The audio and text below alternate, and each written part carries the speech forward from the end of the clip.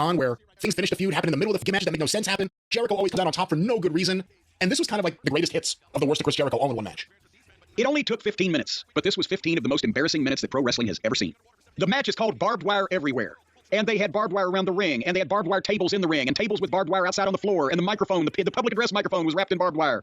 And Jericho comes out with a barbed wire baseball bat. And they had barbed wire chairs. And what this proved basically was you got Eddie Kingston and Chris Jericho with all those implements, and it takes 10 minutes to hurt anybody. They're both a bunch of pussies. Jericho comes out with that Painmaker thing. It was cute in Japan, I guess. God almighty. And immediately they start. Kingston hits Jericho with the barbed wire microphone. Jericho goes down, goes to his wrist. And guys, I'm not lying. Go watch the video. It's not like the Zapruder film. You don't have to analyze this. It's on high-definition television. Jericho goes down, pulls his blade from his wrist, and starts gigging on camera. So the director, realizing this, cuts to a different camera shot so you can see it better. I had a person who shall remain nameless who's been involved in the professional wrestling industry for a number of years contact me and say nobody knows how to fucking blade anymore, and Jericho's embarrassing. And I have to agree with that. I can't believe Vince got in touch with you to say that. Well, he was mulling over his retirement. So now Jericho's bleeding, and Kingston gets more barbed wire. They go to the floor, and the ring bell was wrapped in barbed wire. Jericho hit Kingston with it. And here came the sign in fluorescent green, Outlaw Mud Show, and boy, it was. And so Jericho gave Kingston a Hurricane Rana off the top buckle into a barbed wire board as a break spot. And they go to the break. When they come back, it's a sloppy, phony-looking fight. And Kingston's back is all cut up from this ridiculousness. And they're on the apron, and they're teasing, taking a bump off the ring onto a barbed wire table. And then Kingston vertical suplexes Jericho off the apron, and both go through the barbed wire. And this is so embarrassing. Jericho used to be a star. Then here comes Ty Conti to ringside. And old TC gets on Ruby Soho. And then here comes old Anna Jay, who, as we will recall, was friends with old Ty until a couple weeks ago when they turned on each other, had some issue. And then Anna Jay turns back on Ruby Soho and joins up with Ty Conti again. So a lot of these people are very fickle. And so they beat up Ruby Soho. They lower the shark cage with the heels in it. What? You're forgetting a big part. Well, they got the key, too. By this point, the fans were groaning. Oh, yeah. Well, I mean, it's abominable. This is rotten. And people are just grumbling, as you mentioned, and groaning while all this is transpiring in front of them. But the best part, that really, now they started to giggle. At least they entertained the fans with this, because Ty Conti got the key and couldn't unlock the padlock on the shark cage to let the heels out. And she's fiddling, and she's fiddling, and she's fiddling. And finally, Brian, I know you know because you saw it, but I will surprise the fans listening with the method in which the heels got out of the shark cage. You want to tell them or you want me to tell them? Oh, please, you tell them. I'll tell them. They just turned sideways and walked through the bars. I'm not making this up. They locked the heels in a cage so they couldn't interfere in the match, and when the girl was too stupid to turn the key in the padlock and open the door, they just turned sideways and walked through the bars. So now they all got in the ring and got fake, bad-looking heat on Kingston. But then here came all the baby faces, and you couldn't even tell which. Just now it's 10 or 12 guys fighting at ringside. But they got in that big brawl, 10 guys, and then, well, you know what they did, Brian. They fought off. They just fought off. 10 or 12 people are having a fucking wild hayrube all around the ring, and suddenly they've disappeared so that Kingston and Jericho can take more bumps into barbed wire. And everybody else disappears. Then Kingston comes at Jericho with a chair wrapped in barbed wire, swings it like Paul Bunyan. Jericho jumps up and gives Kingston a code breaker. And Kingston's chair comes down on Jericho's face, and he breaks his own nose. Then Jericho gets the chair. Just clarify, you're not using hyperbole. He broke his own nose. No, he broke his own nose. His nose is broken. And he's the one that did it. His move to Kingston propelled the barbed wire wrapped chair into his own face. And we're not done yet. Because now Jericho gets the chair and hits Kingston with the two fakest, lightest, most obviously worked chair shots in history. Remember when Hulk Hogan did the worst chair shot ever in, WCW in 1997? This was worse.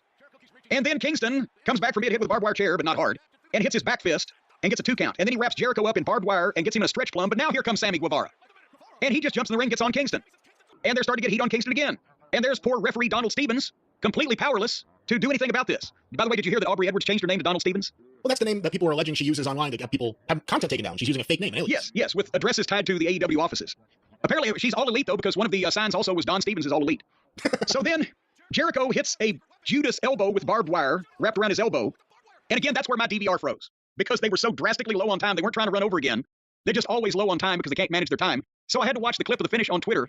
And I can't describe to you what they were trying to do, because they were going to do a thing where it was Sammy and Jericho were going to hold Kingston, but Kingston was going to do some kind of duck, and their shit was going to backfire.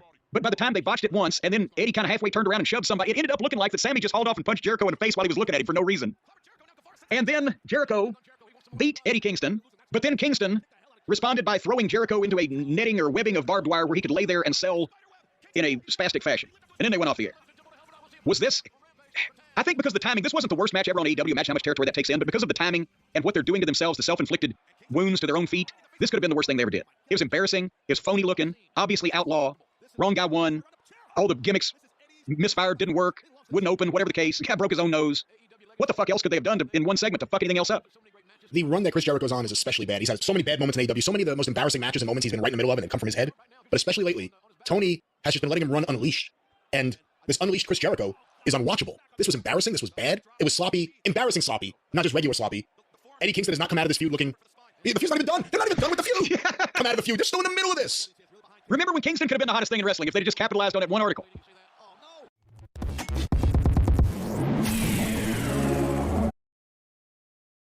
And then suddenly the lights go off. And now the whole ring is bathed in red light. And then the lights come back on regular. And then red slime from fire hoses, it appeared, from the ceiling, shot down on Malachi Black hard enough to give him brain damage. Shot down. Took a bump. Oh. What did they have that shit in? It was and I know people, now listen to me. I know people are going to say, well, it's a thing, the Brood, right? Edge and Gangrel and Christian, the red lights, the vampire thing, and the blood, but it looked more like what they would fucking do in WCW when blood just started, and or slime, different colors of things, started dropping from the ceiling, and sometimes the guy'd be standing there and it would drop like 5 feet to the right of him, and he just turned and looked like, what the fuck? Because they wouldn't measure it right or whatever. I half expect to find out that Malachi got hurt from the blood hitting him. It hit him with such force. What the fuck? Because it looked almost like they was coming up out of the mat from fountains. That's how tubular the liquid still was, but it had to knock the teetotal shit out of him. And the screen comes on, and you see it's going to be somebody's feet, and it's going to reveal who it is, and it's just a random cameraman on the other side of the ring walked right into the shot they had and covered the fucking screen up. God damn. They switched off that real quick. What the fuck?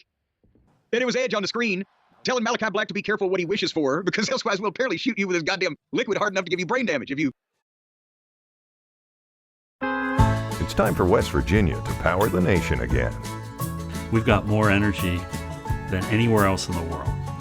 You wish for the wrong thing again. You buy a ringside ticket for a wrestling show. You're not signing up for that. This isn't a Caliber concert. Anyway, again, in the past, it's looked like somebody's turned like a bucket of paint over up in the top, you know, or whatever. But this was a fucking projectile hose type of apparatus. Had to be. Edge and Malachi Black for the TNT title match, and what they said was going to be a barbed wire cage. It turned out to be like a regular cage, but with barbed wire wrapped around certain parts of it. And for some reason, I was trying to zip through the entrances to get some of this thing over with. Did they ever explain why furniture was laying in the ring? Just to save time. So the guys didn't have to go to the ring and get it themselves. All right. Well, within the first 2 minutes, Edge had opened Malachi Black up with barbed wire, and they had used the chairs to whack each other with the chairs, and then they ignored them.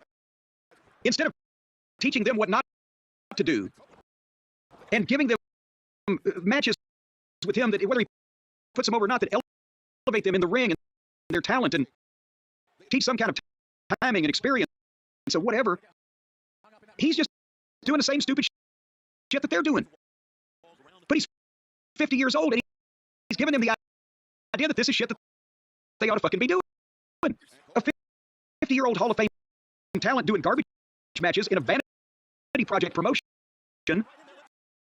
is sad whether he means well or not. Malachi Black gets a barbed wire wrapped baseball bat. And instead of just drawing back and hitting him with the fucking thing and winning the match 1, 2, 3, he takes a baseball bat and rakes the barbed wire across Edge's head. And then Edge gets the bat and hits him with a gut shot, at least, but then a supposed headshot, and then he's raking the barbed wire across Malachi, and then he throws the bat away to set up a table. If you're fighting a guy and you're beating him with a bat, why would you throw the bat away to set up a table? And then he hit him with a chair and put him on the table and started climbing the cage. But Malachi Black got up after being hit several times with the baseball bat and crotched Edge. And then Malachi powerbombed Edge through a table off the top rope and got a 2 count. And so I fast forwarded some. And I stop again. And at this point, Edge has put Malachi Black on the table and tied him onto it with barbed wire so he couldn't move. And he climbed to the top of a 15-foot cage and came off with an elbow drop and broke his own leg and got a 2 count. We need to talk about the way he landed with that elbow drop. He landed, I mean, of all the ways I thought he was going to land when he did the leap, he landed in the worst possible. I didn't think he would land that way. Well, yes, but he couldn't do a splash because the fucking idiot laying on the table had barbed wire on top of it. And what So his plan was to jump off the top of the cage and land feet first. his plan apparently was that he thought that he could jump off and land and put his feet under him enough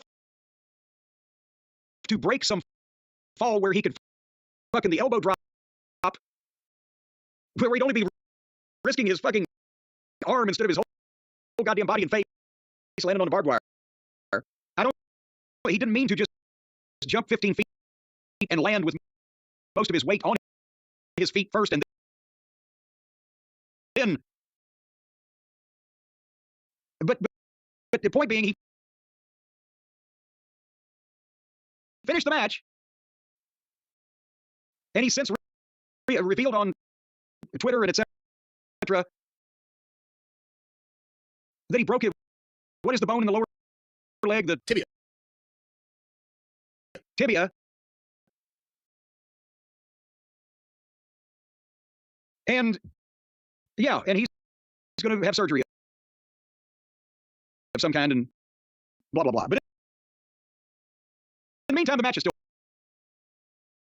going on. So then they went back and forth, and Malachi Black pulls a piece of the cage off and starts hitting Edge with it, knocks Edge through the cage doors so they can go out on the floor.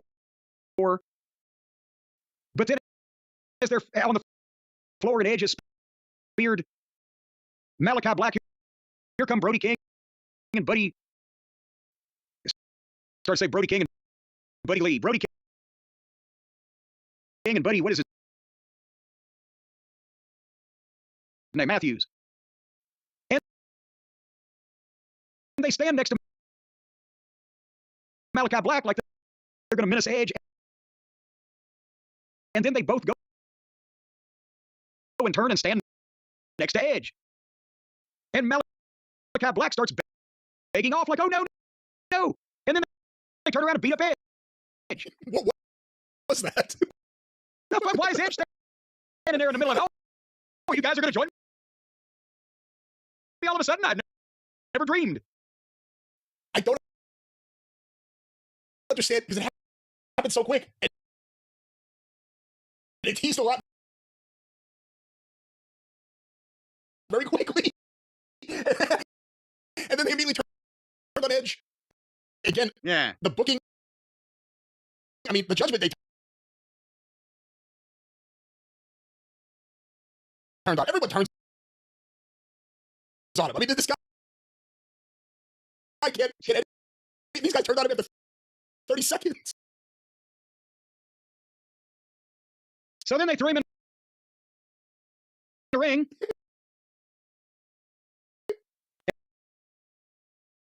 And they threw more barbed